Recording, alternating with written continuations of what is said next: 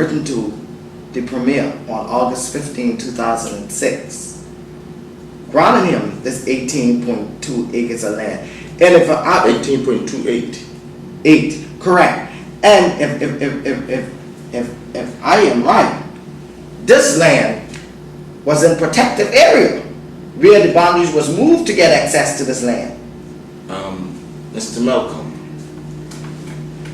earlier on, the PNP government was allowed to put in place a law that would allow them an executive council to de-designate a protected area. Protected area. So that they can, and they have used that to de-designate a number of protected, environmentally protected areas that they have now given out or sold or given to themselves and given to other people in this country. But Honorable Skippins, I can recall that you were in Parliament during that time, and you stated that the question is, why is the Premier wants to remove environmentally protected area, wetland? Why does he want the ability to move these protected land to get access to the land? And here it is, less than a year later, we now have executive council papers where 18.28 acres of the same protected land is now being signed off by the Minister of Natural Resources, the Honorable McAllister Hager. Sign off. The Minister of Natural Resources signed this land over to the Premier. Mr. Malcolm, this is a drop in the bucket to the corruption that... No, but the governor said there's no corruption in this. It is obviously that the governor had to approve, something, somewhere. So, in other words, he is redefining corruption. In other words, if the governor is involved and the PNP government is involved, it is not corruption. That's what he's saying. Notwithstanding that it is corruption in every other democracy, notwithstanding that it is corruption in the UK, notwithstanding that it's corruption in all the other Caribbean and even Haiti, notwithstanding that it is corruption even in Haiti, notwithstanding that it is corruption in the Turks and Caicos Islands to every civilized, honest Turks and Caicos Islander and belonging resident alike. So what he's saying is that, like when we had the situation with Norman Saunders in the previous administration and the drug trafficking, it became a way of life in the Turks and Caicos. When I warned the British government that that's what's happening, the same thing is happening here now with corruption. Corruption is becoming a way of life for the people of the Turks and Caicos Islands, and therefore the governor has the right, he thinks, to say that there's no corruption. Well, all those skippings. I'm sure the viewers of the Turks Islanders who are viewing this show at this moment, they have to really be taken aback as they sit before their computers and watch the show. I mean, the governor stated there's no corruption in this country.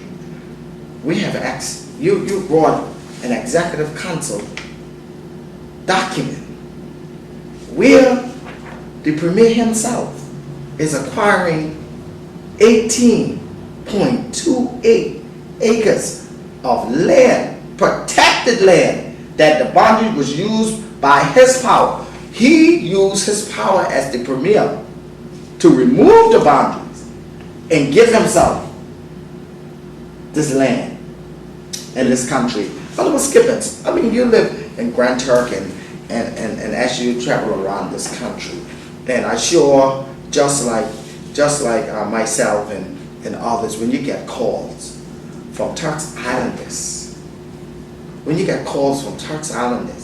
who have been waiting for a 0.1 acre of our country's government land just to build a little house on, not an acre. When you see they've been waiting 18 months, 2 years, the government wouldn't even answer them, and to see that why they wouldn't give the people who have entitlement to the land their little half an acre to build a house. The Premier is sitting up in cabinet and taking acres and acres and acres and acres for himself. How does this speak for this nation? What kind of message does that send? it sends a message that we're living in a country where there seems to be not enough people who are willing to stand up and call wrong wrong and wrong right. As a consequence, we are all going to have to suffer because the economy is now about to collapse. The land has been sold, gone already, most of it. And I've been saying this from the day the PNP came in office, that they are building an economy on customs duties and land sales. They're both intertwined. When the land is depleted, how will you balance your budget? I was told yesterday, and I haven't had time to check this, that the government recently lowered the stamp duties in Grand Turk and Providenciales, and from 9 to 5 in Providenciales and whatnot, and then to 3 or so in the other. Correct. And I was also informed that now you can purchase your land outright without even having to do any development at all on the land. Now, are you aware of that?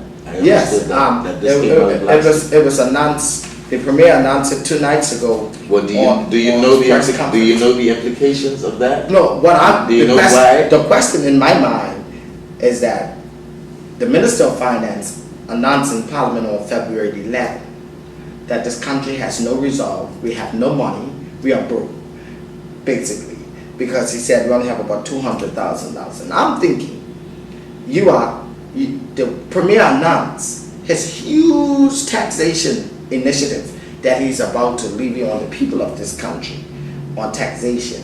So I'm asking, how can we afford to give a reduction in stamp duty when the economy is down, land sale is down? Let me tell you why. It is not geared towards people getting land. Okay, they have a problem now in balancing this budget.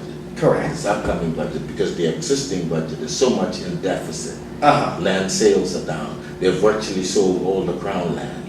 Virtually. There is some left that they are working on at the moment. They're trying to even creating land to sell. So they have a problem balancing their budget like I predicted they would have. Now what they're saying is, okay, the land that we haven't yet sold is the land that we have given to the people on a conditional purchase lease. If we can get all this land sold and get the money in hand, we can go a long way in balancing the budget. So now, the premier previous press conference in January, he said to the people of this country, for God's sake, don't sell your land. So now he's coming back less than 5 weeks later and say, for God's sake, I can give you a reduction. Sell! Honorable Mr. Malcolm, this land here, right? This land, the reason why this land is in these blind companies is because it was supposed to have been sold. They ran into a problem where there is a conflict of interest. Okay, with the developers and who they were trying to sell this land to. As a result, it may be a legal battle ensuing. Okay. Most of the land that they had given to their cronies and to themselves, the sale was arranged